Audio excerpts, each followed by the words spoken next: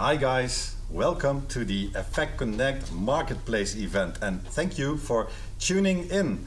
We've got a lot of value to share today and Bol.com, Naduvi, Kaufland and Obelink will be joining us, so stay tuned, and if you can, the entire morning would be great. But first off, we will be starting with Bol.com, and sitting next to me is Charlotte Terlaak.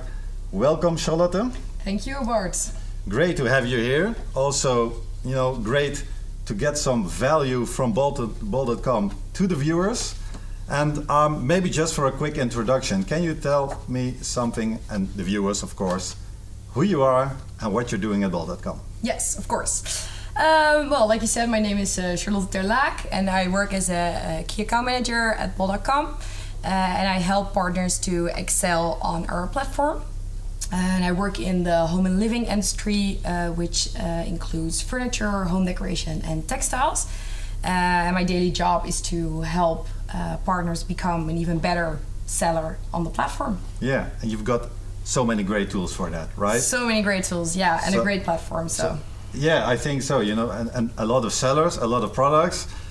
I guess a lot of opportunities. And what most of you probably know is, there's a lot of tools that you can use to improve your sales on Bol.com. But today, especially, we are going to talk about white spots and gray spots. Yes. So, Charlotte, what are white spots? What are gray spots? What's the difference? Yes. I'm indeed very excited that we're going to talk about white and gray spots. White and gray spots are a data point which we use to improve our assortment on Bol.com. First, I'll explain to you what are the white spots. White spots are products that people are looking for, but they can't seem to find it. So, for example, if you're looking for some kind of black shoes and you can find them, and a lot of people search for them, we'll define them as a white spot. On the other hand, we have gray spots, and gray spots are products we do actually sell, but not with the desired proposition. So what is a non-desired proposition? That could be a bad price or longer delivery time. Yeah. And in both cases, we're looking for existing and also new partners to fill up those gaps and fill up this white and gray spots. What do you think would be the greatest opportunity then, the gray spot or the white spot? Because in the end, in the white spot, there is some. Or is it the gray spot? I forgot now. So which one does have an offering? An offer. A gray spot does have an offer. All right. Okay. Yeah. So the gray spot does have an offer, but it's probably not a great offer. Yes. Okay. And then the white spot, it's just a product that doesn't exist at Bol.com. Yeah. Yes. So, but a white spot can also be a brand or a specific product or a product group. Yeah. And I think that both are amazing chances to make more sales. Yeah. But it really depends on your specialty and how easy it is for you to fill up one of those. Yeah. And can you then maybe say that?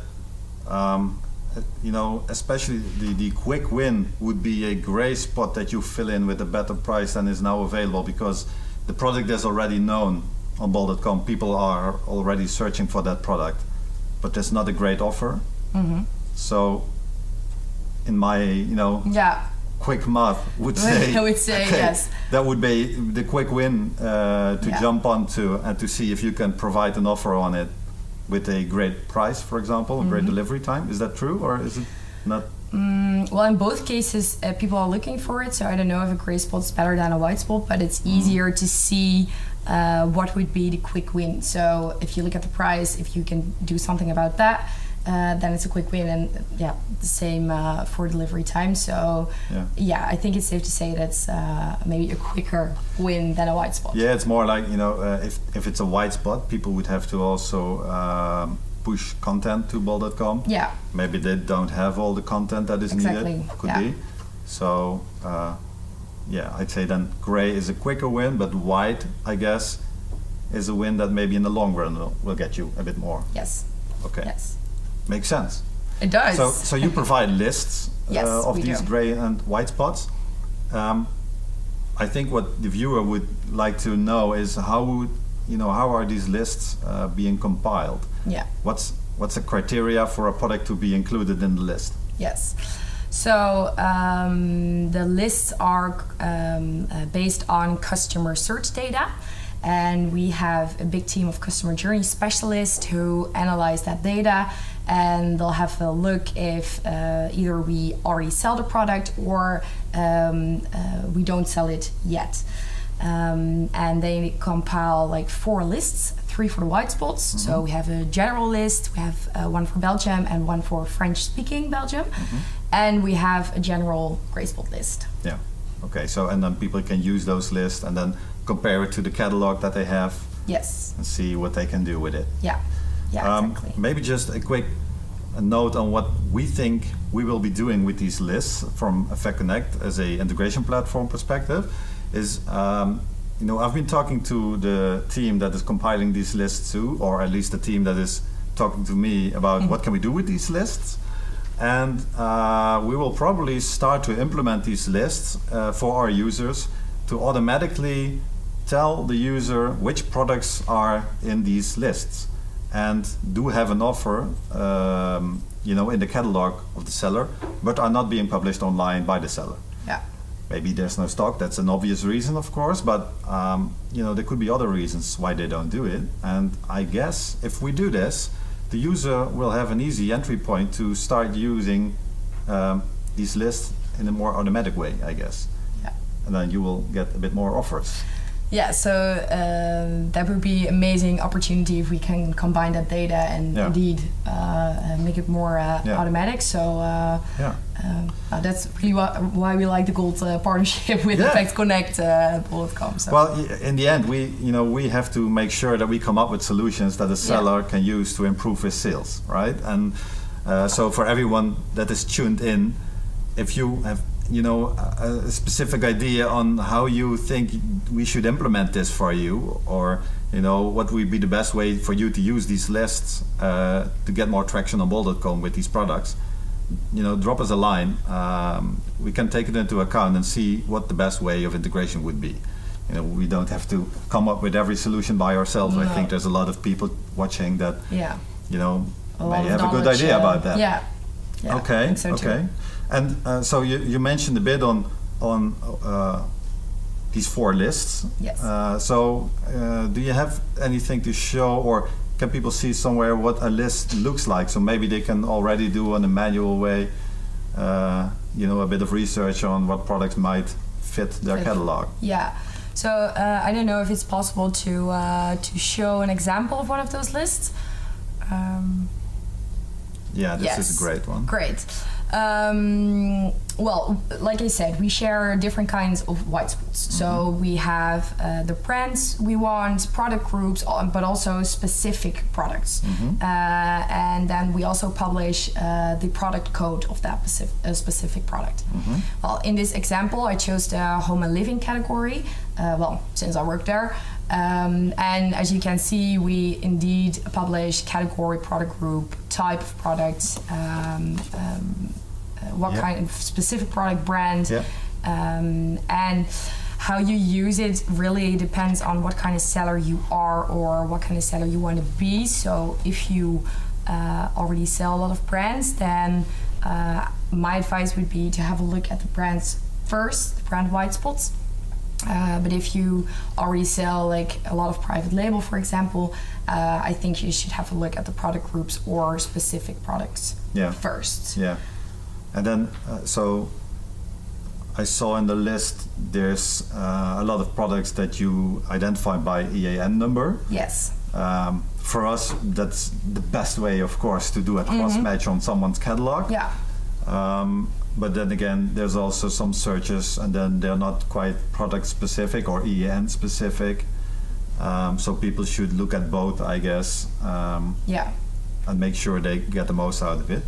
Have you ever talked to sellers about maybe what the reasons are that people are not publishing these products right now? Is that something that bol.com researches?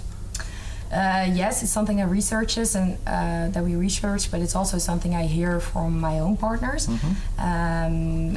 Sometimes partners just choose a part of their assortment, and they don't even know that the other part is also very interesting to sell on bol.com. So I think with those lists we make them aware of the chances on the platform. So I think that's the most heard reason, that they just don't know. Or we didn't analyze once on such a list, and main reason sometimes also is I just don't have stock. Yeah, could be. Yeah, of course. Yeah, makes sense. If you're not have anything in stock, you can't sell. And the other thing, content missing, for example, they couldn't publish because they don't have the content themselves. I guess that's maybe also a bit of an issue for a lot of sellers. And then what we usually see is that there's quite a difference in resellers and brands. I think if you're a reseller on a marketplace, you should really think about the added value that you provide to the customer. The brand, he will always be there, be it through a reseller or by himself.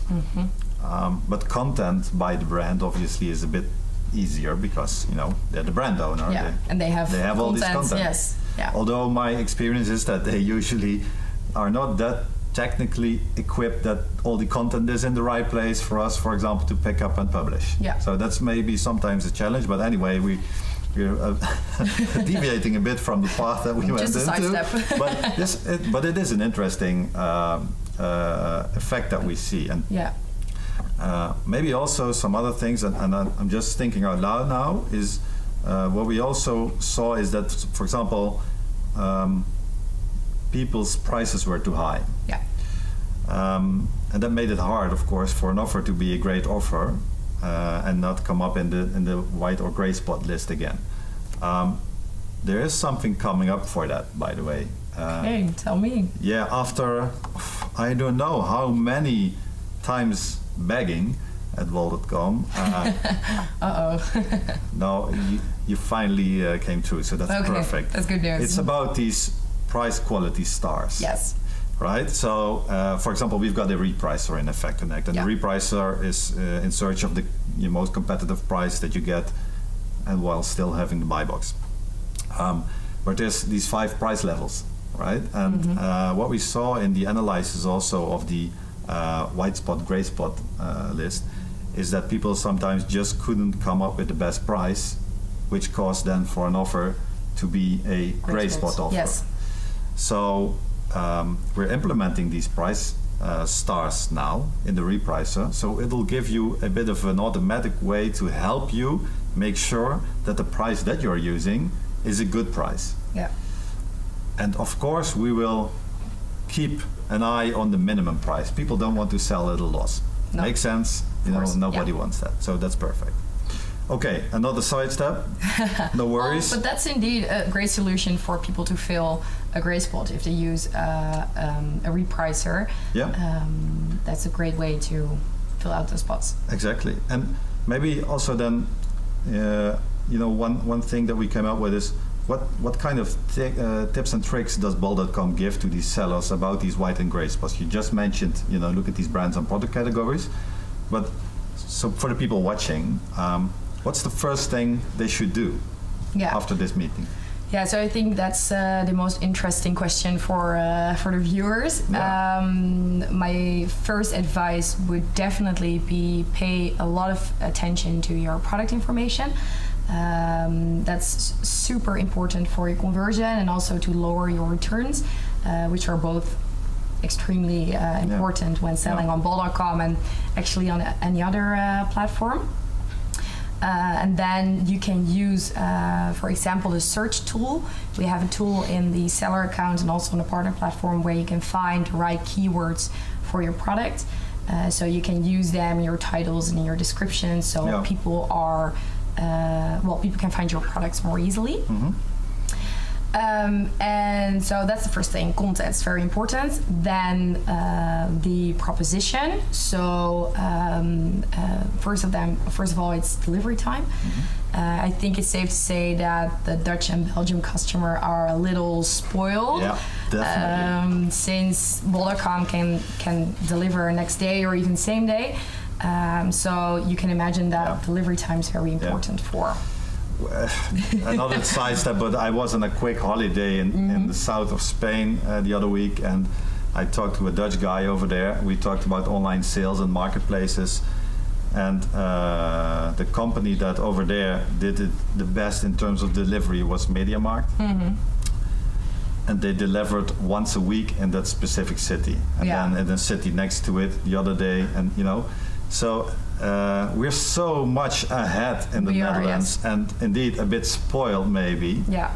And there's a lot of discussion also going on about logistics, right? Yeah. So, but in the end, if you provide an offer, the delivery time, it just has to be a great one, a 24-hour delivery preferably, because otherwise, the offer is just for the Dutch and Belgian market isn't that great. Yeah. It's funny that you mentioned Spain, because I was there also last week, and I've experienced the same. So I wanted to order something, and next day delivery is something that they don't know there. So. No, and maybe they're not that keen on getting a change on that specific subject and moving faster. Would maybe be better for sellers in Spain. Maybe. I've got one question, and I'm just looking at my iPad, guys, so it's not like I'm just viewing at a blank table and trying to come up with something. So in EffectConnect, you've got the possibility to create product bundles. Okay, yeah. Is there some way that Bol.com identifies a product as a bundle? Because we publish it as one product, of course. Mm-hmm. And I'm asking because it might also be something that people are searching for but is not available. So it's a white spot then. Yeah. But maybe it also has to do with the question, so when does a product get on that list? You know, is it just one search? Is it 100 searches? So maybe those two questions. Is there something you can say about it? Yes. So, and with a bundle, you mean that you can buy 5 of the same products at once, or? It could be. So, for example, you could have indeed a one product that consists of 5 of the same, or maybe a product that are 2 different products in a bundle, but we list it as one. Yes. But that's quite hard, I guess, to identify when people search. I think people will search on one product, but I'm not sure. Not in a bundle, yeah. Yeah, I'm not sure. Yeah, that could be. If I'm being honest, I don't know what the threshold is for a product to come up on the list. It's view based, but I don't know how many views it's, or view based, it's search based. So I don't know how many searches there have to be to be on the list. I guess it'll be of some significance. Yes, like one search is never enough. So, well, so people don't, you don't get a list with 5 million products, so don't worry. No, don't worry indeed. And you can also filter on your specialties, so it's doable. Okay. So maybe we come back to you later on the specifics about product bundles and searches and Bol.com. So also good to know other questions that we might get. We'll take them into account after the session. We'll follow up on emails to tell you a bit more on how this works. Charlotte is here today to talk about the white and gray spots. And maybe some things we have to dive into to find out how it works, right? Exactly, yeah. We don't know everything, thank God. No. Also, quick deviation, but a shout out to the marketing team for making this all possible. I want to thank you all. They're sitting here behind the camera, you can't see them. This is a great set, and Charlotte and I are trying to shine right here. We are. We can't without these people. So if we sometimes ask someone to pull up a slide like Joey did just a while ago, it's the team behind the screens who's making all this possible. So thank you. And then again, also for that team, how much time do I still have left? I see this, so I guess 5 minutes. I think so. It's a clear sign, I guess. Yeah, maybe a bit broader than in terms of the white spots and gray spots. So, how long have you been working with white and gray spots at Bol.com? I think we've been working with it for nearly a year. Yeah. But we've been very active working with it for like half a year, I think. Yeah. So. And then is it something that, where did it originate? I'm not sure if you know, but how did you come up with this?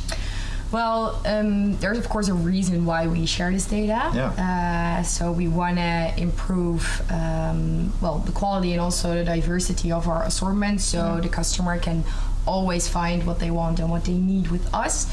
And on the other hand, we want to help our partners become more successful. Yeah. So we thought about it, and it was like win-win on both sides. And that last one, like that helping partners, really fits in within our platform strategy. So that was an easy choice to, And I see you're sharing a lot more now, yes, right? We are. So we started out in, I think 2012, working with Bol.com on integrations. So that's when what it was then called the Plaza. Yeah. You know, the marketplace, it just started out back then. But there wasn't a lot available to work with for us as an integrator, but I think also for a seller. Yeah. And what we've seen, and that's a real nice development at Bol.com, is that there's a lot more being shared over time. Yes. For us, an insight, so there's an insights API, for example, the pricing stars and all that you can get out of it. But also, I believe there's now more in advertising, these white and gray spots, for example. So there's so much more that is being shared. And I'm really curious to learn in the next few years where we will head to. Yeah. I'm curious as well. I share the same opinion. We share a lot more than we used to. Yeah. Indeed, one of the examples is white and gray spots, but there's so much more, in your seller account, in a partner platform. There's a lot, and that's because we believe in data-driven selling. Exactly. Because it works. So that's what we see too in the users that we have as a platform. So when they start out, people came to us in the past few years because they were manually working their marketplace sales, which of course isn't very scalable. And then they start automating and maybe use EffectConnect for that. And then at some point, they start to work more data-driven. Yeah. So there's automation that works based on data that you get. For example, the repricing, but also specifics like maybe the number of returns and the percentage that a return is on, on a specific product, and the calculation that you have to do to come up with a minimum price for that product, taking these return levels into account.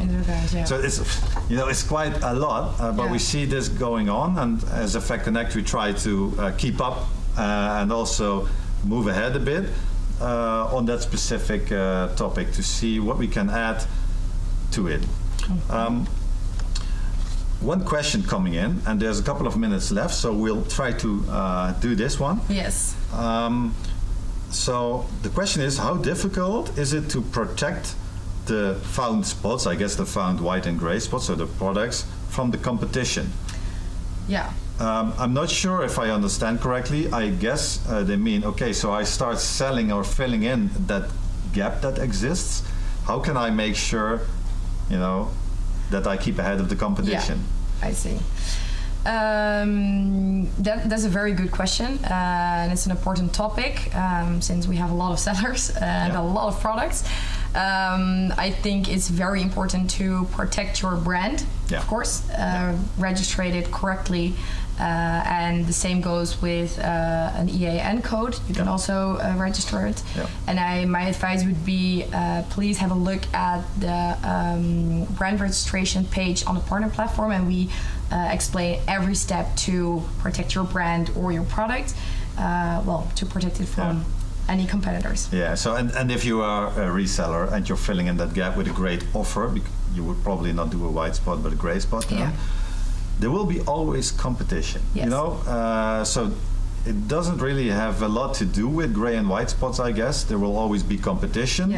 If you fill in that gap, make sure you keep adding value, be it as a reseller in terms of delivery time, stock, price, or be it as a brand because you are the brand and you're not present with that product before finding out that it was on the white spot list, for example.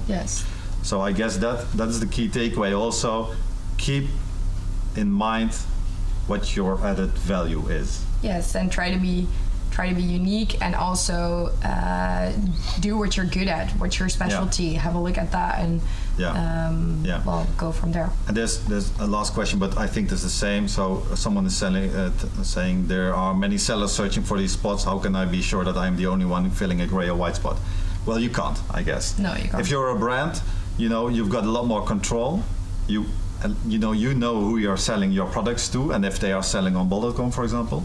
But if you are a reseller, there's just no way. No. You just have to keep thinking about what your added value is. Guys, I guess time is pretty much up. So, Charlotte, thank you for driving all the way to the south of the country. Yes. At least you had a pleasant ride, and you're happy to tag along in the cafeteria and join the team for a bit. And guys, if you have any questions left for bol.com, just pass them through. We will make sure to talk to Charlotte about this, and we'll keep you posted on it.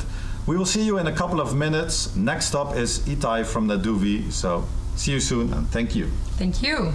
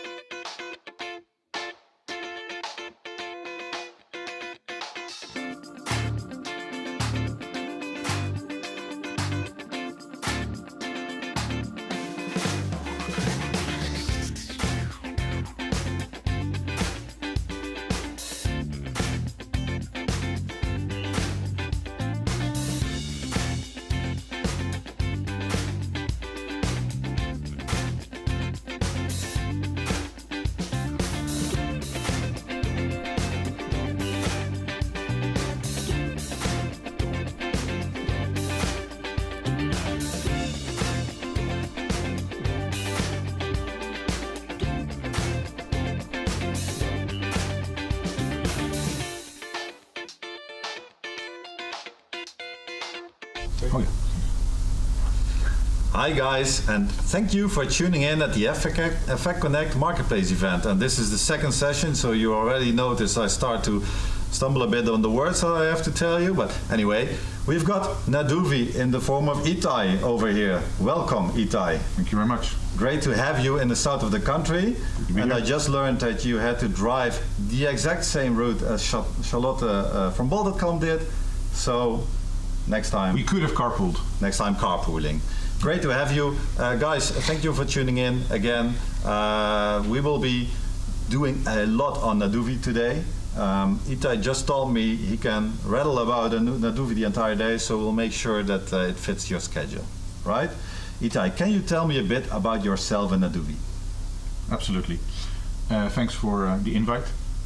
So I've been active in the world of home and living for about 10 years now. I've been one of the co-founders of Westwing Home and Living. In that respect, I've had the chance to work already with a lot of suppliers along those years.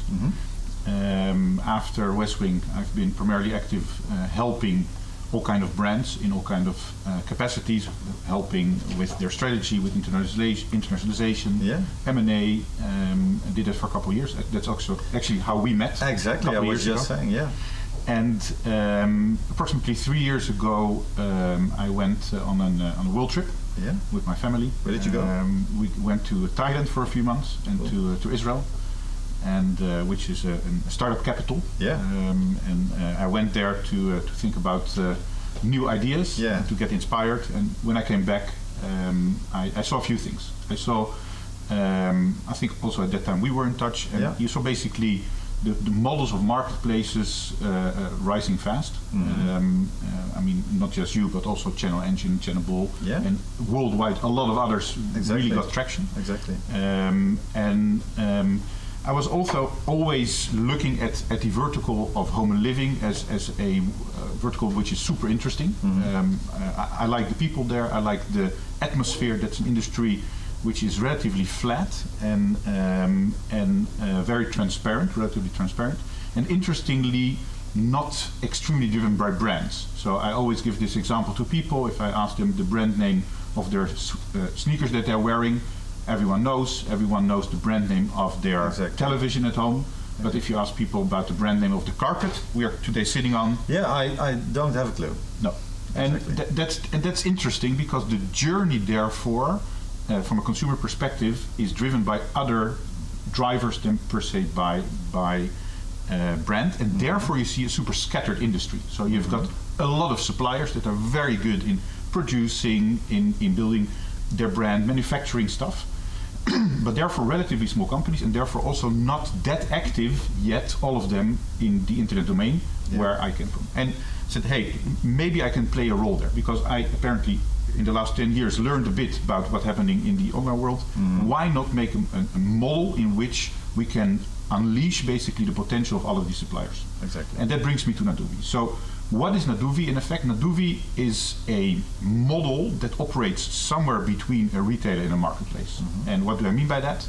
So if I'm looking at the value chain and what happens between a producer, a manufacturer, and brand, and the necessity to sell directly to an end consumer, you need a few things. So you need, firstly, you need to be able to give in a technical manner to communicate. So we call this an integration, and you guys do this exactly. So you make the integration available for a broader perspective. So that's one of the elements, and we work with you guys, we work directly with brands.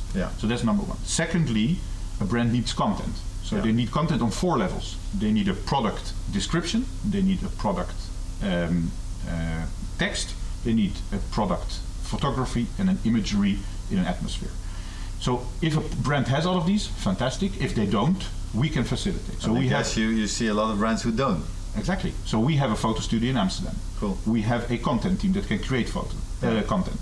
We have all kind of machine learning and AI tools in which we can create and enhance content. So if a brand doesn't have content, we can help them. If they have it, we work with them. Thirdly, they need to be able to ship a product directly to the end consumer. Some brands have that completely in place. They have collaboration with PostNL, with DPD, with DHL, and so on. But if they don't, We have a full suite. We call it NASUSO, Naduvi Supply Chain Solutions. Okay. In which we facilitate whatever is necessary. Yeah. So we have contracts of ourselves with DPD, DHL, whatever. Yeah. We can pick up stuff. That's the shipping process, right? Yeah. But I guess when it comes to, for example, the bigger pieces, the furniture, we talked about this before, right? The shipping itself may not be that big of an issue, but the delivery times are such an issue. Absolutely. If it's okay with you, I'd like to come back to that. Yeah, sure. So let me first finish the introduction, because I think it's a super interesting topic, and I think we can dive into that. Yeah. But thirdly, we do the NASUSO part, in which we facilitate the logistics from the brand to the consumer, and if necessary also back. And we do that either with cross docks or with all kind of partners. Fourthly, we do pricing. So we see that a lot of our partners are very capable of producing. They're very strong in building a product, everything which is around that, but not necessarily have the sense of how to play the game into the market. And we take that role as well. Cool. So we do basically four things. We build or facilitate in the integration. Secondly, we help or work with content. Thirdly, we do supply chain solutions or work with the existing ones. And fourthly, do pricing. And what we do as Naduvi, as a platform, we obviously bring customers in, so that's marketing. We have a platform, we do customer care, so we have 70 people in Amsterdam taking care of customer care for the Netherlands, Belgium and Germany. And fourthly, we do the payment obviously as well. Yeah, sure. The typical marketplace role. Exactly. So in that respect, we operate in between. So in a traditional marketplaces, for example, the partner prices the good. So in our case, we do that because we want also to have a strength in that. Yeah. So that's also then maybe, because I was also about to talk about what makes Naduvi so interesting for sellers, right? And I guess these services are the stuff that really help these companies, and especially in looking at the furniture producers, sometimes you see the same products with all kinds of sellers, but they're branded differently. And we talked about the couch that I ordered, and it takes 18 weeks. And today at home I get a door installed, which took I don't know how many weeks. So I guess the entire process in ordering online and producing, shipping, that's a struggle for these companies. So if you can play a role into facilitating some of these steps and making it a bit more easy, I guess and that's exactly what we do. So I think our strength, or what the core mission of Naduvi is, by technical enablement, unleashing the potential of our partners. And what does this mean? In this particular case of the couch, so obviously we have data that we can share with our partner about their own sales, but we can also have proper forecasts there. So they can, rather than start producing when the order comes in, they can have already stuff available. That's the number one thing. They can stock stuff with us in an consignment model. They can. So it's like FBA and LFB also is, right? That's how these companies call it. We call it NASUSO indeed. So exactly. But the model is the goods are still yours. We just keep an eye on it in our warehouse. That's correct. Okay, cool. Yeah. So, but what we also do, we take over the communication with the consumer. So we build a huge, as we call it, a track and a trace data lake.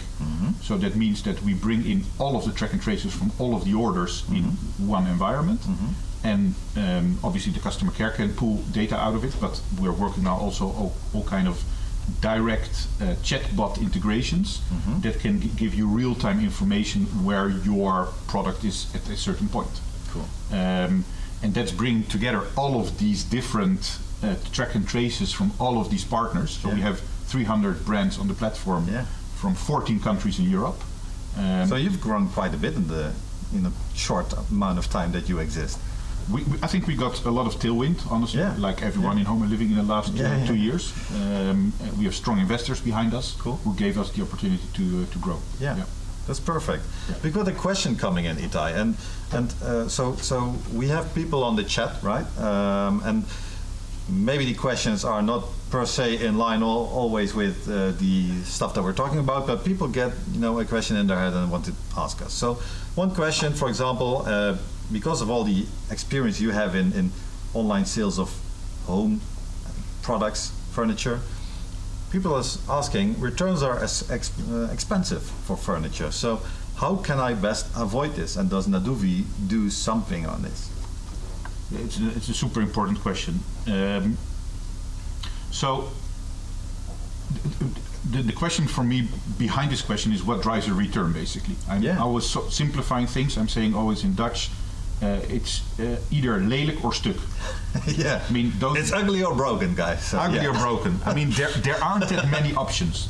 Yeah. Basically, those are the two things that drive a return. Yeah.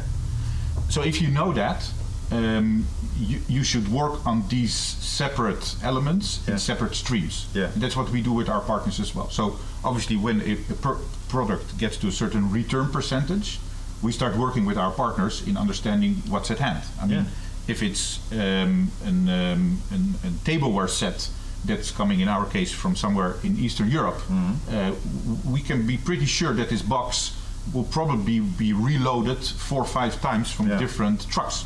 Yep. So then you should be very, very careful with how you pack it. Exactly. So generally, obviously that's the one side. The other one is, I think, at the end around content. So what does lead to a return? With the expectation is not coherent with the experience on site. And I think we're doing our best, but I think our partners can do even stronger their best. So in a later stage, I think we'll be able to bring data photography into 3D. We're going to use this data in augmented virtual reality, eventually also in the metaverse, I think, where you can. So we've spoken about the couch journey, which I think is completely broken in the offline world. Well, at least in terms of not necessarily from my perspective, right? So maybe you guys got another one, but from trying out the product and sitting on it and then ordering. The trying out is fine in my experience. Is it? I dare to challenge you. So I think there are of course advantages. there's a limited amount of products that I can try, of course, but that's also a question for someone who's asking you. So how do you compensate for the fact that people cannot try a product? So I don't need to try this table. It's a fine table, right? Yeah. I'm not going to sit on it. But a couch, I've seen so many couches that look great, but I can't sit on it, right? Yeah. And I'm curious to what that challenge indeed is. So. Well, let's take one step before. So if you're looking at the current journey in the offline world, so 30 years ago there was no this weird internet thing. How did it look like? You woke up, you decided with your partner or by yourself, I want a new couch. You step into your car, you drive to a horrible place where you have to park your car. You have these 4 or 5 of these shops. You enter one of them, there are 50 couches. It's a bit dark. Then you say, well, I like that one, but then a different color. You get this little piece.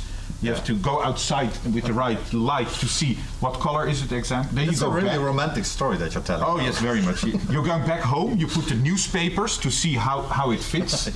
Then you go back to the store. You order it. You pay 30% and get your couch 16 weeks later, and then you discover it's too large or too small. So if you're looking at that journey, I think. And we are not there completely, honestly. I mean, we're also working on it.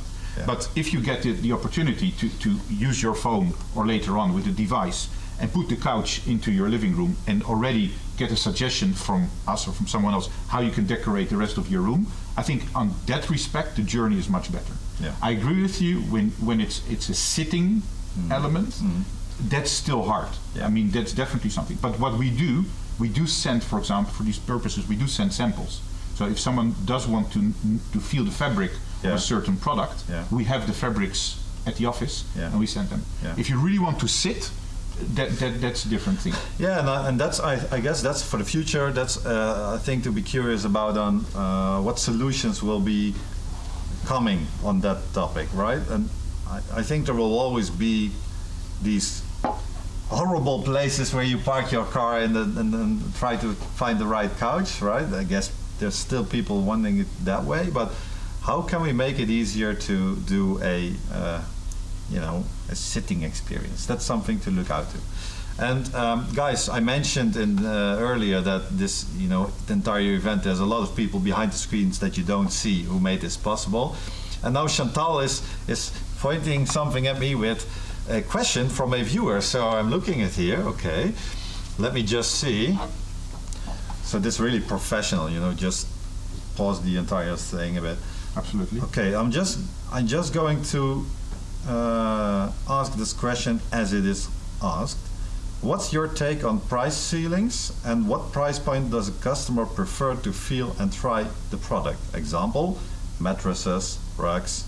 At a certain price, people rather go offline, right? That's the question. Absolutely. That's also been my experience, although it's shifting.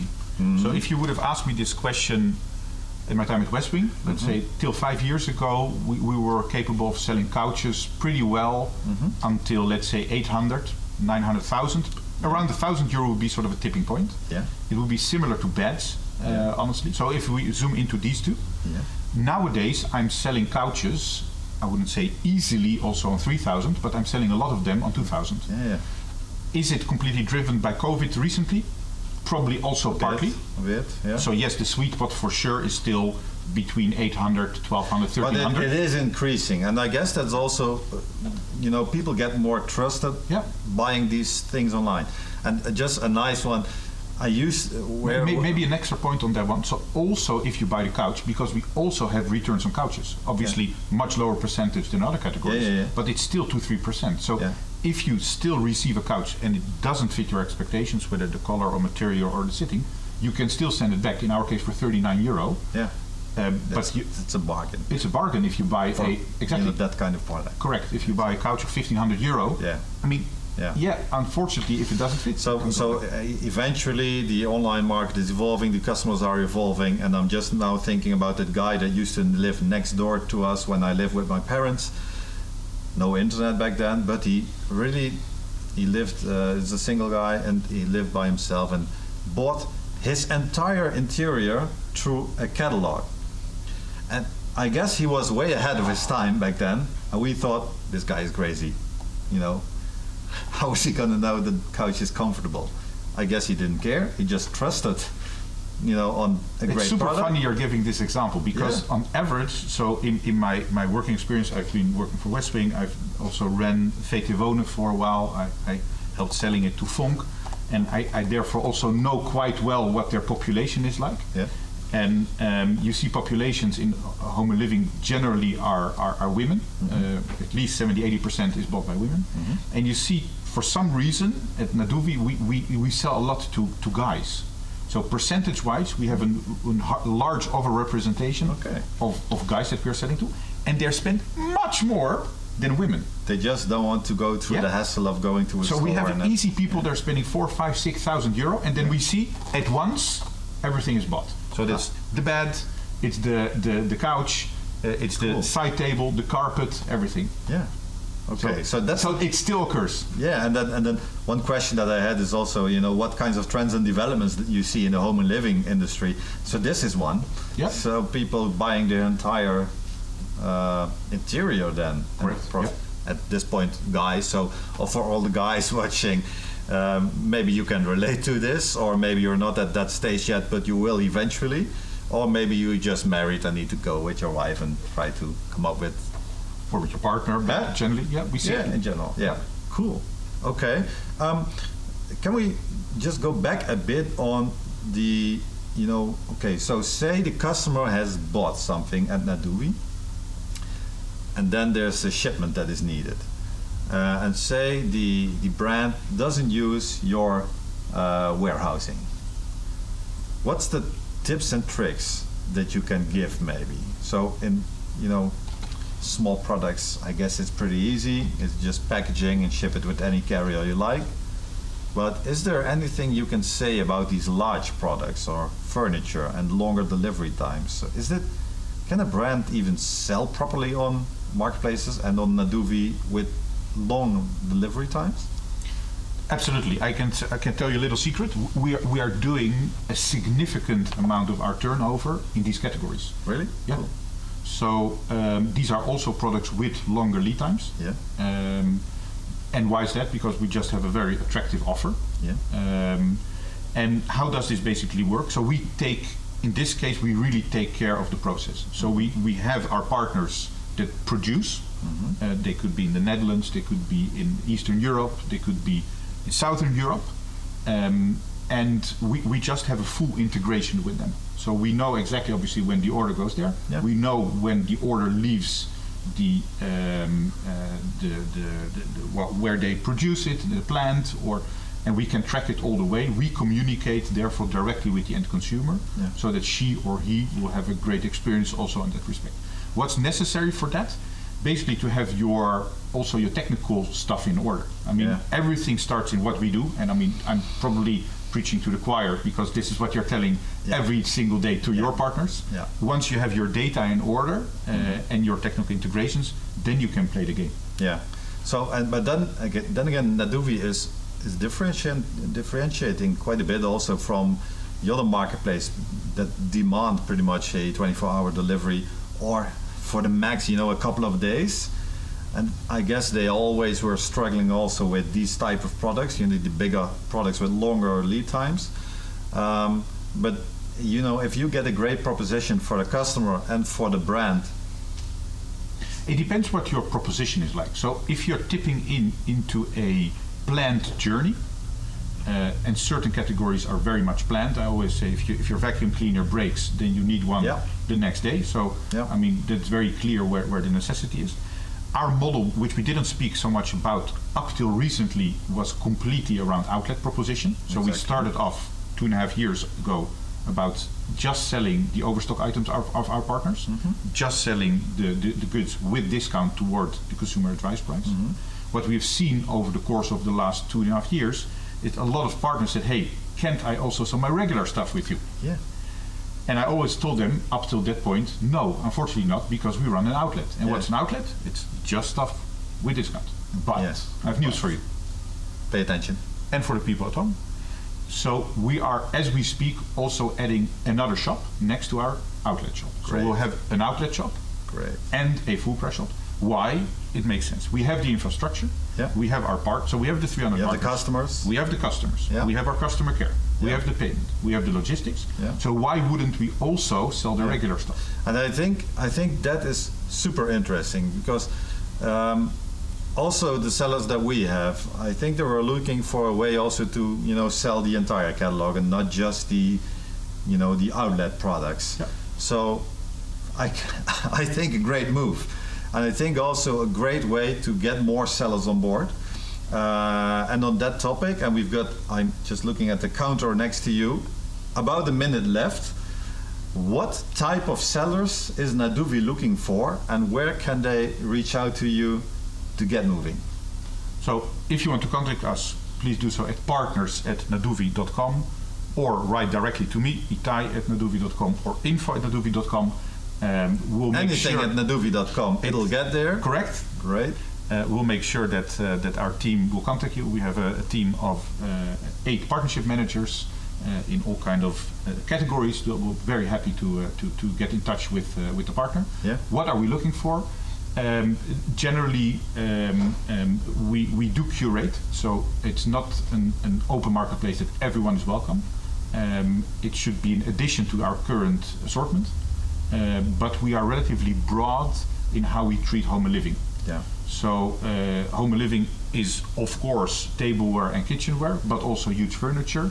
It's also garden, and we also contemplate about a few categories around it. So that would be open for discussion. Yeah, to sum up, just get in touch with Naduvi. This was great, Itai. Our time is up. Thank you everyone at home for tuning in for the session with Itai and Naduvi. If you've got any questions left, just drop us a line. We'll pass them through. I'm sure you'll get the answers. Itai, thank you for traveling all the way to the south. Thank you for having me. Hope to see you soon, another time in a great show.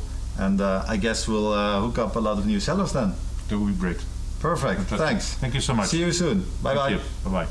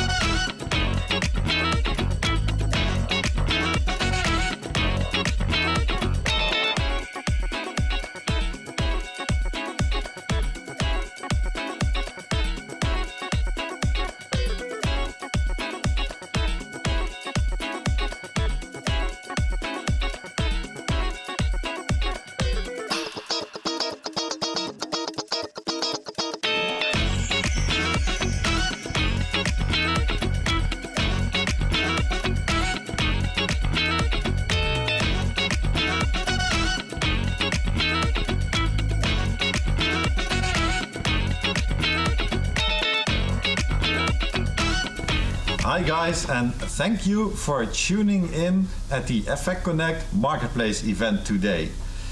We've got a great session coming up with Julia from the Kaufland Global Marketplace, and Julia is up here in the picture-in-picture. So from a remote location somewhere in Germany, I guess, Julia, welcome to the show. Thank you, Bart. Thanks for having me virtually next to you. Maybe a quick introduction about myself. Yes, please. My name is Julia. I'm based in Cologne in Germany, 27 years old. I'm working for Kaufland.de since 2.5 years now. It was Real.de back when I started. I joined the sales team back then, so I was responsible to attract new German as well as international sellers for our marketplace and assist our sellers with the onboarding on the platform, with listing the products, optimization of performance, and so on. And now I'm working as an international sales coordinator, so I'm responsible to connect all the processes or adapt all the processes according to our international expansion. Cool. And I guess people know you, right? Because I see you everywhere on every event that I go to, online events. Last year's EffectConnect Marketplaces event, you were there. So I guess Julia is Kaufland, right?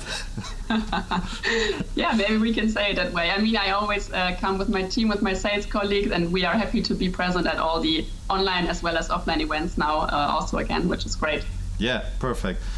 Julia, we've got quite a few things to talk about.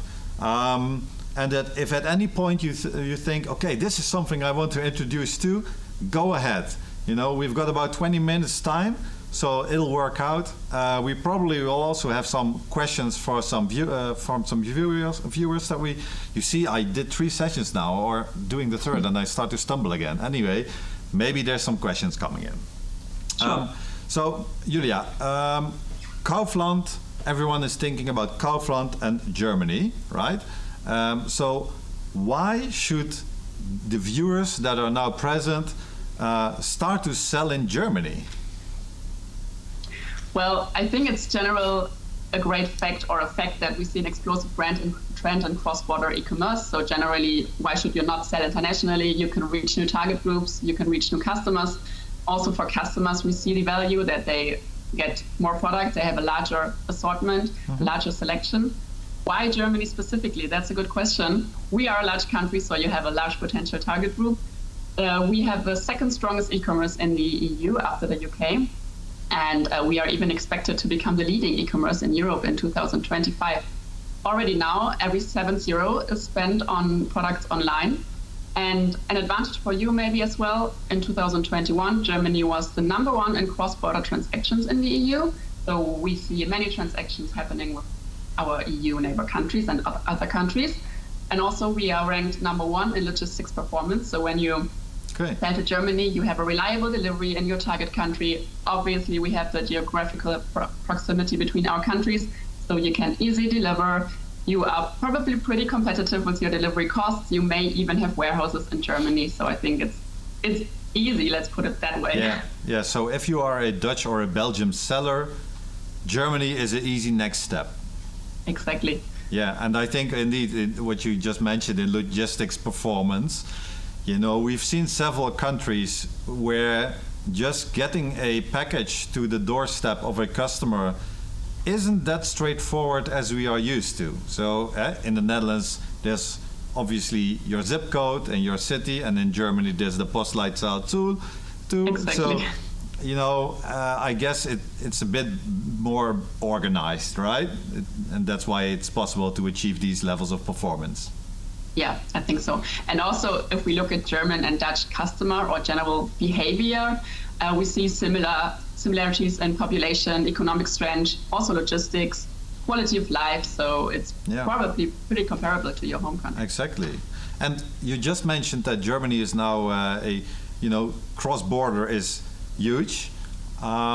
And I can remember quite a few years ago, there was always this saying that someone from Bayern, for example, from the south of the country, they would rather buy in Hamburg than they would in a neighboring country that might be a bit closer. So that has changed then, right? Yeah. I actually did some research on that because you told me so, and I was surprised because we don't see that on our marketplace. Yeah. Anyways, 95% of our purchases are buy box driven anyway, so it doesn't matter actually where the people are buying from. What matters to them is convenience, price, and like just easy conditions, easy shipping, easy return, but actually not so much the location of the seller. Exactly. So that, I think it has changed for the good then. Yeah. That's great. Yeah, definitely. And then, so when people think about selling in Germany, they always think about the other one, right? I'm not going to call it by its name, you know who I mean. So why should they go with Kaufland then? So generally I would not say go with that one or that other sales channel, but always go with several ones. But obviously we have some advantages that some other marketplaces maybe cannot offer you. But you have already mentioned it, the Kaufland brand is super large in Germany, online as well as offline. So on the German marketplace, we have 32 million website visitors, but also offline, Kaufland has almost 1,500 supermarkets in 8 countries. And in Germany, it's a very well-known brand. It has a good image, and people value Kaufland for their low price but good quality products and a large assortment. And this is also what we want to incorporate in the marketplace, of course. Currently, we have a customer satisfaction score of 4.6 out of 5. So nice. People love the Kaufland brand, and I think the brand holds a strong growth potential for you and for the sellers. And the other thing that I would like to mention here is also what you mentioned before. You see us everywhere. Yeah. So we we want to really value the personal seller support for our sellers. So we are present at trade fairs in Germany, but also in the Netherlands. We will visit the Webwinkel-Wacktagen in Utrecht in June. And when you contact us, you will always speak to real people. We have support people in German, English, Czech, or Slovak. Yeah. So we call our cooperation a partnership on purpose. We want to work together with you. We want to work on an eye level, grow together with you. And of course, we are always thinking about many leverages to make our marketplace better in the background. And we are also happy to always include our sellers and our sellers' opinions in these processes. Yeah, I think that's, you know, the big advantage of you guys not being this, you know, worldwide marketplace at this point, right? And still are able to get this personal touch out there. And from my experience as, you know, as someone who has a software company talking to a lot of sellers, these sellers, they can really appreciate this personal contact. And also because obviously it's a different country than your home country. And now speaking specifically for the Dutch and Belgium sellers, it's a different language.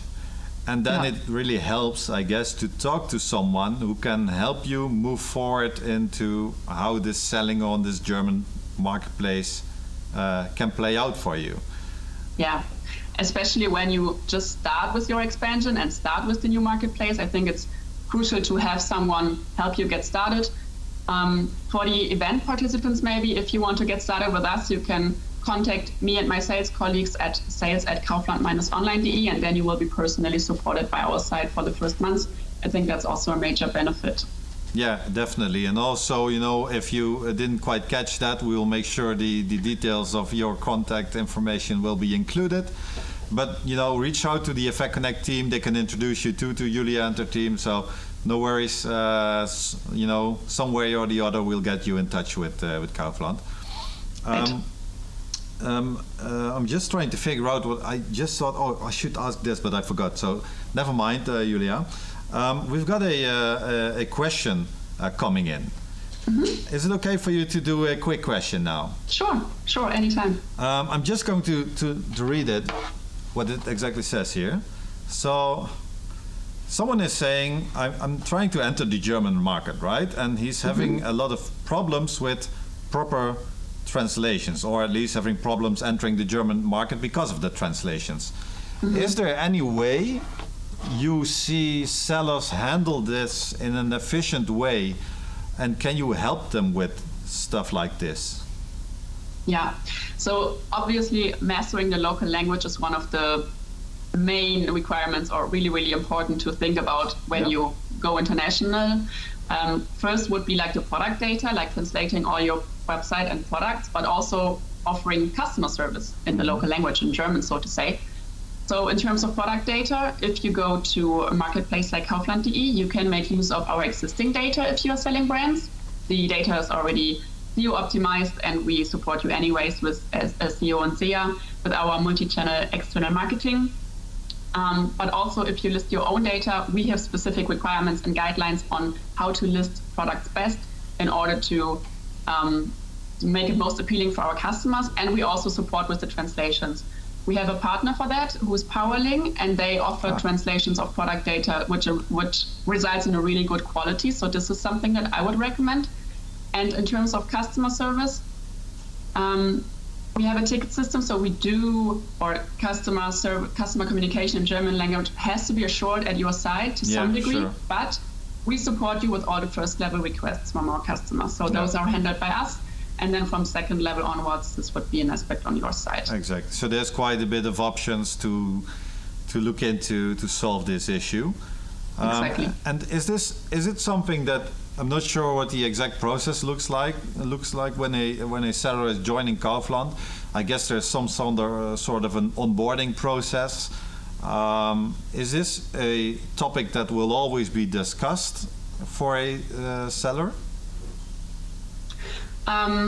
Generally we have some requirements that you need to follow when you sell with us. Next to the German customer service or German product data, you of course also need German legal text. So we have we are aware of some of the requirements that are specifically different for difficult for international sellers. So that's why we specifically offer service providers who can support with these, because Yeah. we know it is always a barrier in the onboarding. That's perfect. I think maybe we already know these service providers too, but if we don't, I think we should get in touch with them too to see if they can directly also help some of the EffectConnect users that are watching. So that's Yeah. great.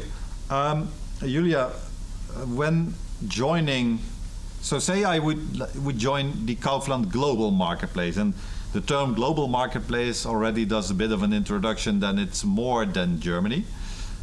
You Yeah. know, how can you help me sell across more than one country in more than Germany?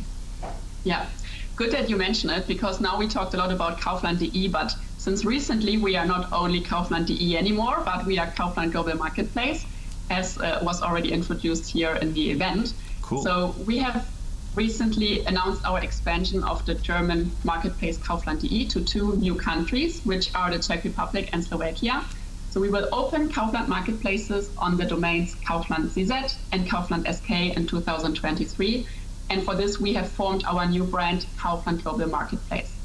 And this basically enables you to sell on several Kaufland marketplaces with just one registration and one seller portal. So you will be able to centrally control your offers, your orders, and your product data from the different marketplaces.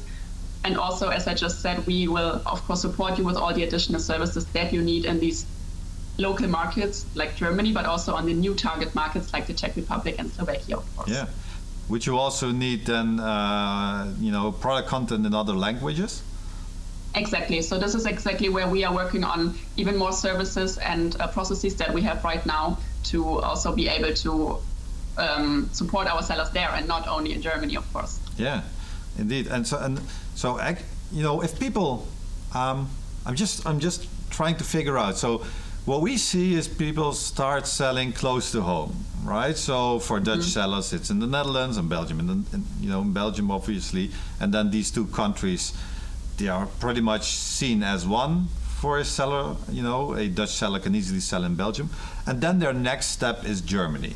So Kaufland is their next step then, and by joining Kaufland and knowing that you've got these global marketplace plans, opening up 2 new countries in the next year, people could really use Kaufland as a bridge to other countries, right? Because I think these countries that you mentioned are super interesting. They are countries that are probably gaining a lot of e-commerce spend in the coming years.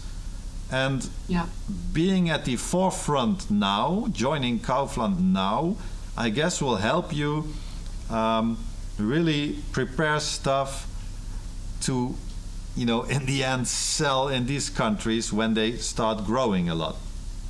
Exactly. That's a really good point, and that's also what I would always recommend. Maybe I can quickly share my screen to show you. I think you can, yeah. We're talking about, So I would always recommend, like here, starting with your expansion to Germany. You can start selling on Kaufland.de now. You can gain experiences with our seller portal, our processes, how we work. And then, as Bart already said, you can easily use Kaufland Global Marketplace as a bridge to further countries. In this case, first of all, Czech Republic and Slovakia. But with Kaufland Global Marketplace, we have also found the foundation to connect even more countries in the future. So further countries will follow. And when you start selling in Germany, which is really easy for Belgium or a Dutch seller because it's so close, you can easily then expand to further countries because you know how it works. And as you see here on the slide, if it is interesting for you right now, or if you want to learn more about this, feel free to pre-register with the QR code, and then you will get all the necessary information that you need to also successfully start in those countries. Yeah, that's perfect. I think there's a lot of interesting countries that you will be adding in the near future then. And also, so for the people watching, if you're using an integration solution like EffectConnect, you probably have thought about selling on multiple marketplaces across Europe, because then it makes a lot more sense to automate stuff. So what we see is that people tend to try to figure out the marketplace game close to home, I just mentioned it, and then move a bit further. And I guess in your case, if you master the Kaufland Global Marketplace game, maybe I should register that as a, Scrabble word or something like that. Then you can really move up to other countries pretty easily. And I guess these partners that you have helping people with content in German, they can maybe also help you with content, for Slovakia or the Czech Republic. Yeah.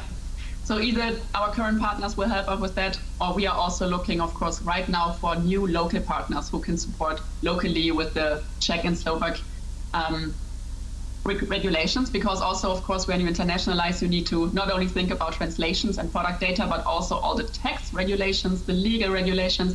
I mean, we are all EU countries, but every country is different still. Exactly. So we cannot provide, obviously, legal advice ourselves, but we have service providers now in Germany, and we can potentially also offer those in the new countries so that also everyone can sell legally correct and safe. And this is definitely also an advantage. Like, we support you in your respective target country. Let it be Germany or Slovakia. Is there a specific type of sellers that you are looking for in these countries? We are a generalist marketplace now in Germany, and we also plan to be generalists in the Czech Republic and in Slovakia. So we are welcoming every seller, just like now.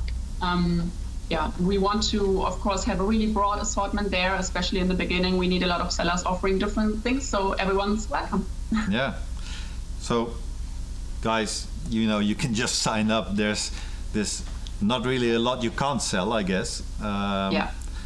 And maybe if you come up with products that are now not available on Kaufland, maybe that is just an opportunity for you to fill in, right? So I'm guessing we talked about white and gray spots with bol.com today. I'm not sure if you've seen the session, Julia, but it was a mechanic to understand what products are being searched for on the marketplace but are no offers on. Mm-hmm. Does Kaufland have something similar or not? We don't have that for our sellers. Okay, so maybe that's something interesting for the future then too. Yeah. Because obviously you can add another offer to a product that is already online, but it would make a lot of sense for someone to add a product that is not yet being sold to be a bit more unique too, and to get brands move to Kaufland a bit more. Yeah. But this is also feedback that I meant earlier. Like, we are always happy to get feedback like that from our sellers, so we can think about further services, further processes that our sellers need that we may have not even thought of. We are working on a lot in the background, and there's much to come, I can tell you. Yeah. So I guess people should be really enthusiastic to start. And if someone starts now, Julia, so for example, right after this session, people think, okay, so I just watched the session with Julia and she convinced me I should start at Kaufland. They can sign up, through the website, and you just mentioned the email, or they reach out to our team. That's fine. Mm-hmm. How long is the process usually? Can you say anything about that? How long does it take for someone to get in touch, get all the documents in order, and get started? Yes, maybe I can share my screen again for that to show you some of our requirements that you need when you want to start with us. First of all, as Bart already said, you can start, register, and sell to Germany now. These are some of our basic requirements. Obviously, you need to make sure to be able to ship to Germany, process returns, invoice our customers, and then the language topics for customer communication and product data, we have talked about that. So when you say you can stick to all these requirements, you can handle all of these processes, and then you have all the needed legal stuff and documents on hand. The registration is done maybe in half an hour. Then, of course, we have a review from our side, so we have to check if all the legal documents are consistent, if we have everything complete on hand. It might go a little back and forth if we miss information, so preparation is key. If you have all information and documents at hand, once you start the registration, you can be activated soon. If not, if we need more from you, it can take a while, but you will be reviewed always within 1 or 2 days. if you come through us, through the sales team, you will be reviewed even quicker, and then you can start off right away. Cool. So I guess then the key takeaway today, Julia, is Kaufland isn't just Germany anymore. Kaufland Global Marketplace is what it is now, starting with 2 new countries, the Czech Republic and Slovakia. So there's 3 countries now, or is it all? Are you also selling in other German-speaking countries like Austria, for example? We do have some customers from outside of Germany, but our marketplace itself only operates in Germany right now, and then in the Czech Republic and in Slovakia next year. And so the global part is interesting. And the question from a viewer now is, who can advise me at Kaufland if I want to expand to foreign markets? Is there a specific team that helps, can help someone? Okay, you were able to go to Slovakia, or who should they reach out to? So first of all, I would definitely recommend to pre-register with the QR code or with the link that we can also share with the mailing afterwards. Perfect. Then you get all the information that you need. So how can I best prepare for these new countries? But also please feel free to write to our sales team to sales@kaufland-online.de. We will also share that email address, and then we can help you getting started. Once we start the new marketplace, we can provide you with all the necessary information, and you will be best prepared. Okay, so not a lot of hurdles to be taken then, right? Exactly, let's hope so. And if you want to know more about the Kaufland Global Marketplace, you can still drop us a line. But Julia mentioned just now, she's also present at the Webwinkel Vakdagen in Utrecht next month. Or is it next month, right? At the end of next month? It's in June, yeah. Exactly. So I'm sure they can visit you there and talk to you guys about the specifics on that. And one of these specifics is a question now coming in about the commission rates and everything. We will, we'll be able to share that information too. But just talk to Kaufland on it. I guess that's the smartest thing to do, so that you can try and find out what products that someone is selling and what commissions are included for that range of products. Julia, is there anything else in the last minute that we have that you still want to add or want to share with the viewers? Not necessarily. I was happy to be here, and as Bart said, please visit us at the Webwinkel Vakdagen, talk to us, contact us. We are happy to provide you with information. I hope that you will be able to start with us in Germany first, and then, as we saw, expand to further channels and countries with us. And we are happy to support you in your journey. And I think that's the greatest opportunity, the possibility to use Germany as a bridge to other countries through Kaufland. So for all the viewers, again, any questions, drop us a line. We'll make sure that Julia gets them. Julia, thank you very much. Vielen Dank. Next time we'll visit you in Köln. And at least we'll see each other at the Webwinkel Vakdagen. Great. Thank you, Bart. Okay, thank you. Have a great day, everyone. And thank you for watching. Bye-bye. Bye.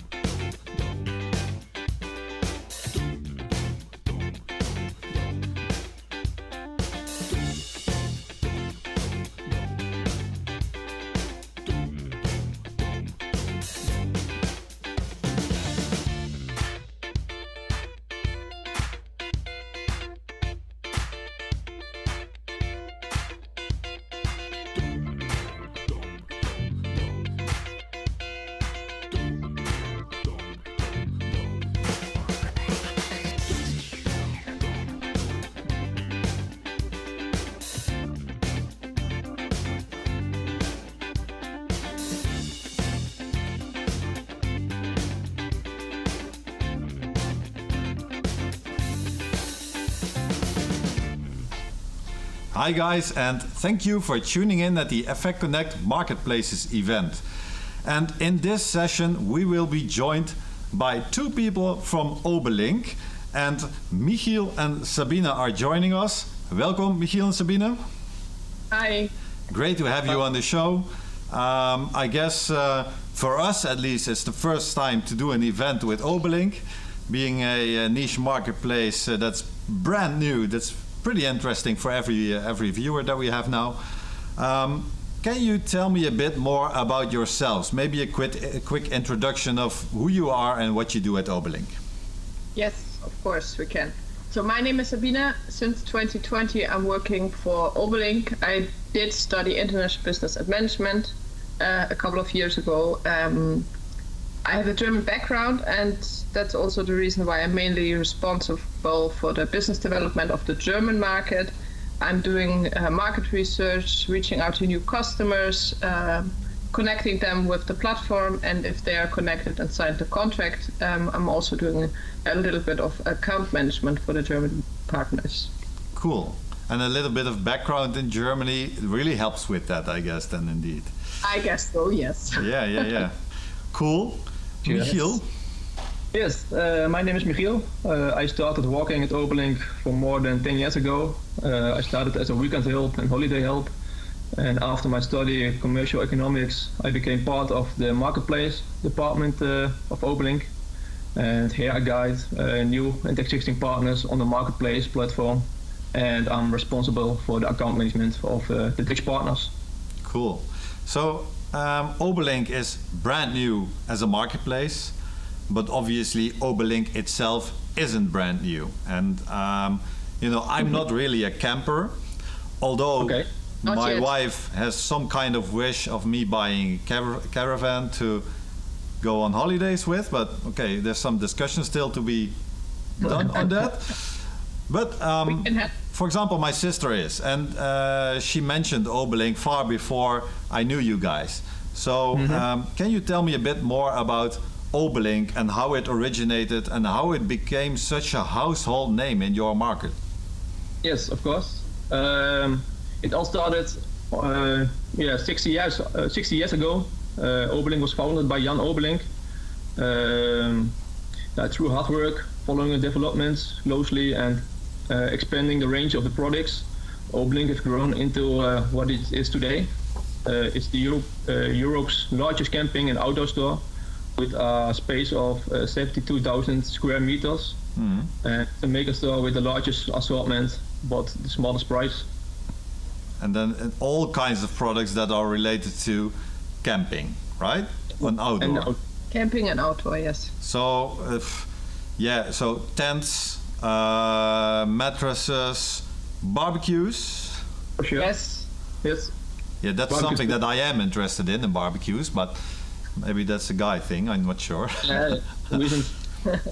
Okay, and can you tell me a bit about the countries that you are, that you were selling already in, not, in your regular business before you were the marketplace?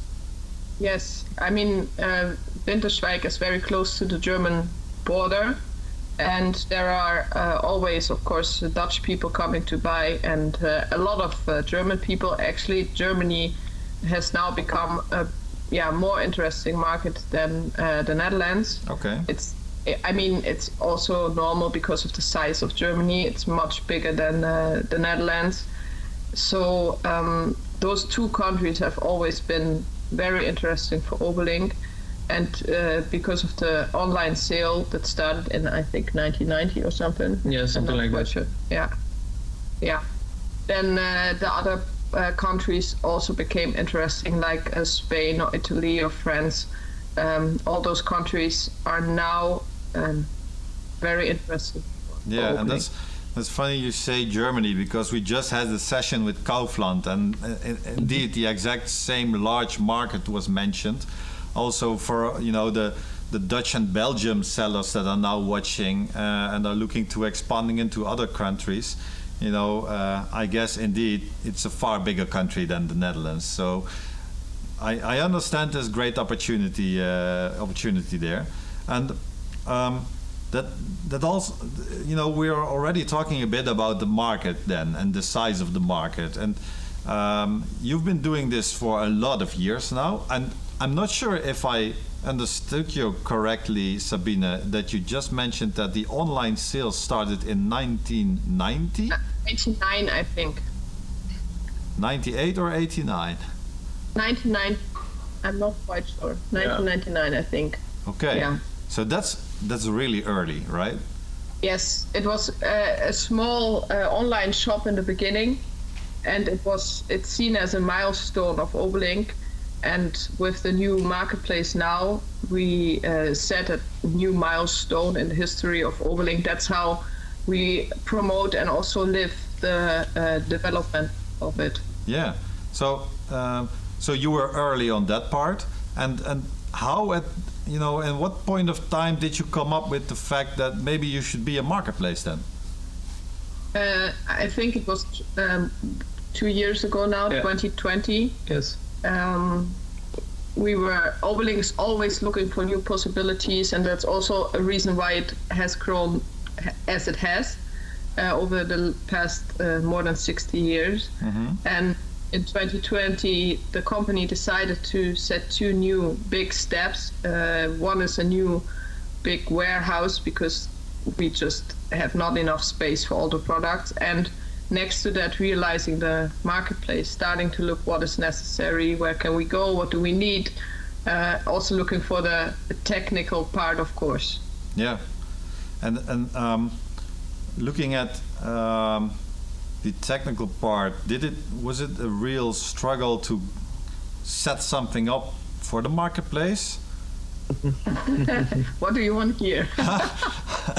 Maybe that already answers the question. You know, the thought of being a marketplace is a great thought, and it's mostly commercially driven, right? You have market, you have customers, you need more sellers to be able to get products to customers.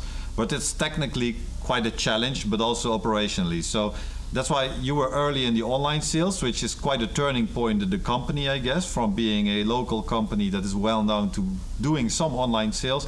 And now I see the marketplace as a new turning point, pretty much transforming your online sales into the marketplace where other companies can also sell on.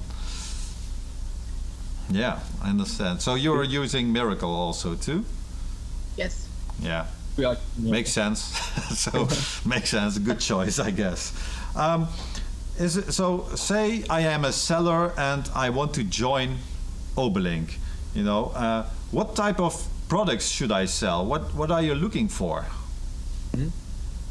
When there's a new potential partner is contacting Obelink, the first part of we're looking at is if the partner fit in our assortment. So are they selling camping equipment? Are they selling outdoor equipment?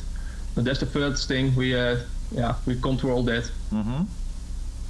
And is there then a trend that you may see, the type of products that people want to offer? Because outdoor and camping is still a pretty broad category. So I just mentioned a barbecue. Yeah, okay, so I can use it at home, I can use it at the camping. It's an outdoor product, maybe even, I'm not sure. Is there something that you identify as an opportunity for sellers to jump onto?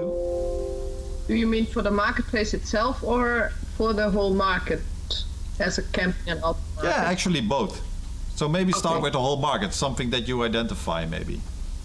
If you look at the whole market of camping and outdoor, we do see that there is more eco-friendly equipment, that people take more care of the environment, and because of Corona, people were looking for products so they can be separated from other people, so showers and stuff like that, so that they can they can camp without being attached to anything else.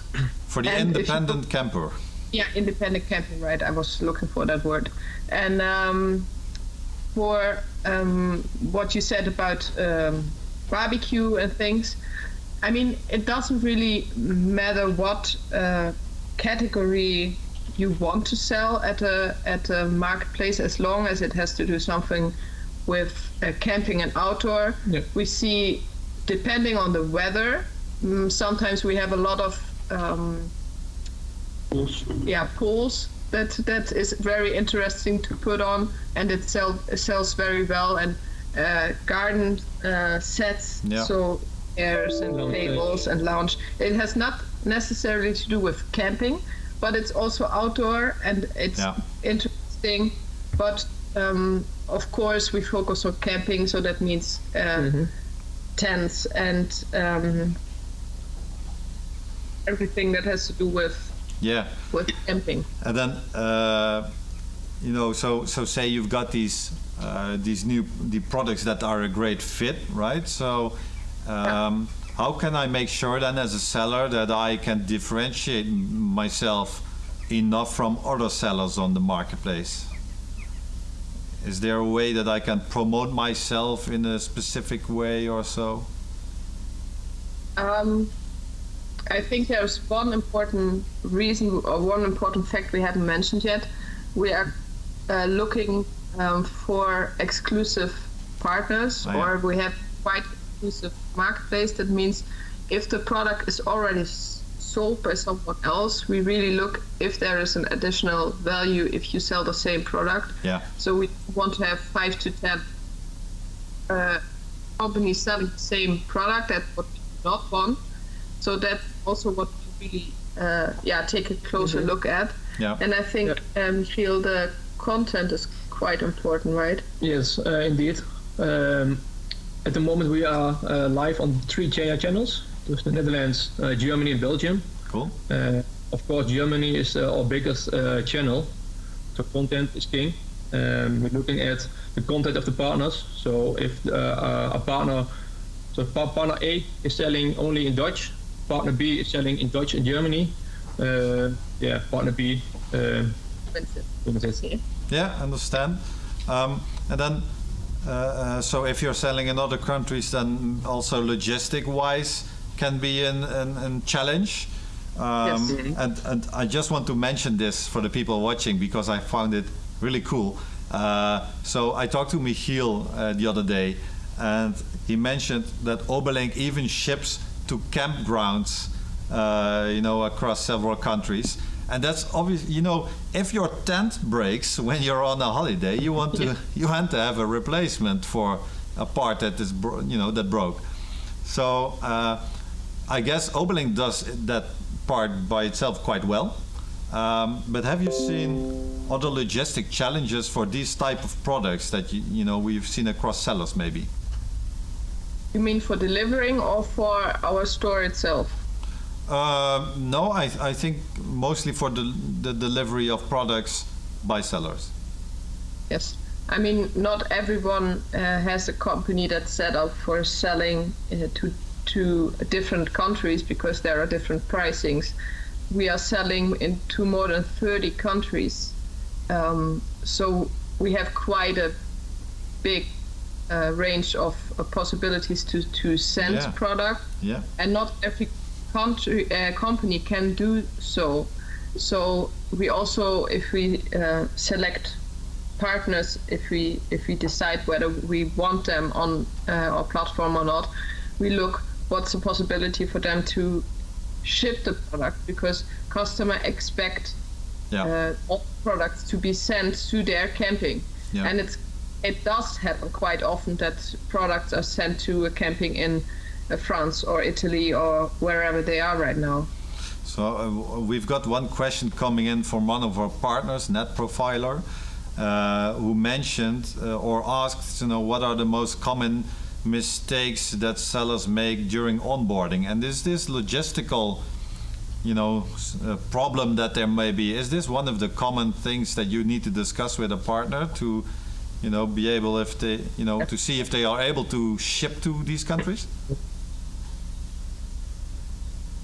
No, I don't think that delivery is one of the biggest issues. No. At the end, it's up to the partner. If they can deliver to other countries, they can set it up in Miracle on the marketplace. So if they can deliver to other countries, yeah, it's fine. It's up to them. Yeah. Okay, so you just have to make sure the language is in order and everything. That may be a challenge. That's maybe more the challenge to look at. Yeah. Because you have to deliver the content in different languages, because if you look at obelink.de, there is only German content on it. Yeah. And for Dutch and Belgium, it's only Dutch. Yeah. So, yeah, I mean, we can support with that, but that's something very important. Yeah, and I think that doing the content part right is, I guess, the biggest opportunity. Looking at the sellers that we have, usually we have sellers who sell on multiple marketplaces across multiple countries. And I guess if someone does this properly, the return on their investment would be the greatest. Germany is a big market you just mentioned. Obelink is a well-known seller. So I guess if you join Obelink, make sure to have content in multiple languages then. Yes, and if you do not have, let us know, because of course we are interested as well that you are able to sell the product, and that's maybe one of the biggest difference to a lot of other marketplaces. We really see it as a partnership, so we want you to be able to sell to other countries. So we have translators here that work for the normal website, so they can help you with any issue that you have. Yeah, that's great, because that's a service that people sometimes don't have in-house. So if you can help them with it, it would be great. And Obelink is a niche marketplace focused on a specific group of people and specific products. So if you compare Obelink to other marketplaces, what would be then the greatest opportunity for a seller if they would join Obelink? We are looking for a real partnership, a hybrid partnership. That means if a certain product sells well on the marketplace, they are able to sell it in the physical store, so at Windstrike. Okay. So that is, the brokers. That's interesting. I didn't know that. So if someone is joining the marketplace, they can do a hybrid partnership in which they also sell the products in your store in Winterswijk? Under special circumstances, it's possible, because I mean, we both want to grow. So Obelink as well as the partner, and you can use the marketplace as a sort of try out store, because there are not a lot of risks testing your product. And if we see that the product is sold very well, people will ask in the store if the product is available. So why shouldn't we sell it in the store as well? Yeah, exactly. If people are searching for that specific product, Yeah, fine. Exactly. Indeed. And furthermore, like Sabine said, we are an exclusive marketplace. We don't want to have 5 or 10 sellers for a product. So we want to build a good partnership with only relevant companies. Yeah, so I guess then for we always talk about what is the added value that goes two ways. So what's the added value that a seller is bringing to the marketplace? And that's not just about price and delivery times. It's about more than that. And in this case, also turn it around. I guess the added value of Obelink is you provide a great group of customers who is really focused on outdoor and camping and know your brand very well. And maybe you are even the go-to place where they buy these kinds of products. I can imagine, there's not a lot of companies like Obelink in your industry. No. We're Europe's biggest company in the market. Well, so it's a no-brainer. So it's a no-brainer for people to join Obelink on the marketplace. The Obelink marketplace, it is brand new. There's still so many developments going on. There's still for the seller and for Obelink, I guess, a lot of learning going on into what works and what doesn't work. But again, and I mentioned it in another session where it also was about expanding into other countries. So joining Obelink now, in my opinion, would be something as joining the startup, and I'm not saying Obelink is a startup because it exists for so many years, but the marketplace in essence has just started, and you can tag along the traction that it generates. And I'm pretty sure that the marketplace in general can grow pretty fast with Obelink. You've got a good technical foundation with Miracle. The integration that EffectConnect, for example, does on Obelink is therefore a great integration. So brands joining you would be able to scale pretty fast. And I guess that is also an interesting part, right? So scaling up internationally, you are selling in so many countries already, and then it's just up to the seller to see if they are able to handle logistics to all these countries. Indeed. I mean, you can see it like you use our website, because the products will be seen on our website just the same way as we sell the products on the website. Cool. You use the traffic we have. The newest numbers I got is more than 15 million visitors every year on the website. So you just use the traffic, use our website, sell your product on a very low risk, friendly platform. So and why not? Why not do it? Yeah, exactly. And who should they get in touch with if they want to start? So people watching, selling these kinds of products, who should they reach out to? Is it you guys? That's fine. Yeah. Perfect. We'll share the details, of course, and obviously people can also, talk to our team. We are in touch with you, so in the end, you'll get there. I guess now is the time, right? So now is the time to jump on the train that has started moving, and really grow with Obelink. And I think it was a smart move. I'm not trying to really get a job at Obelink or something now. But I think what I found interesting is the fact that the online sales in 1999 was the first turning point in the company, and now about 13 years later, there's another. About 23 years later, anyway, there's another turning point. And that's the marketplace. So I'm really curious on how that will turn out, actually. Is there any tips or anything you want to share with the viewers now who want to start selling at Obelink? I think to contact us, it's best if you go to the website and scroll down, and there's a link where you can register. That's the first thing. And what else is important?